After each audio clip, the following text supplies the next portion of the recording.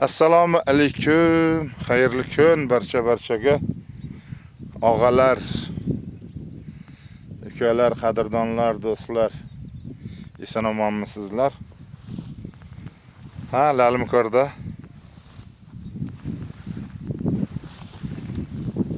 Ertalab vaqtim bor edi bugun.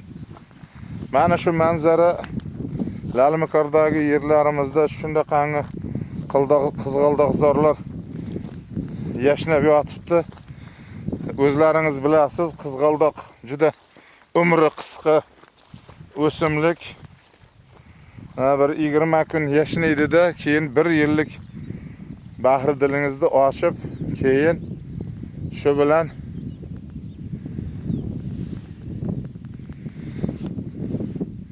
xas-xashakka aylanadi. Lekin shu 20 kun 1 oyda nihoyatda insonlarga zavq bag'ishlaydi.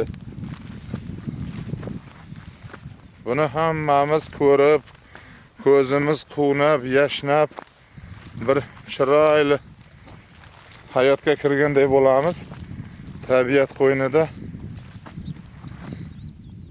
qushlarning chug'urlashi, chigirtkalarning chirqillashini eshityapsizmi? Ana bu asl tabiat deyiladi.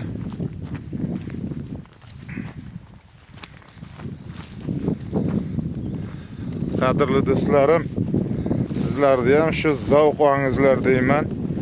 Mana shunday qizg'aldoqzorlardan zavqlaningizlar degan maqsadda shu sizlarga ushbu videoni mo'ljalladim.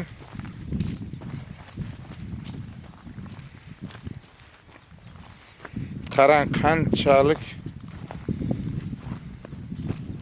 go'zallik bor bu yerda. Go'zallik.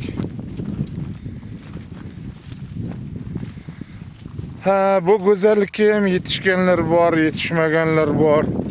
Ayrimlar bu go'zallikni payxon qilib, o'yin bilib,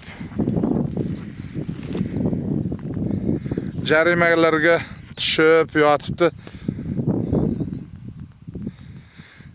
Menimcha bu o'zi aslida yovvoyi tabiati, yovvoyi o'simligi. Bunga ekologiya qo'mitasi noto'g'ri jarimalar qo'llayapti. Chunki bu o'zi umri qisqa o'simlik.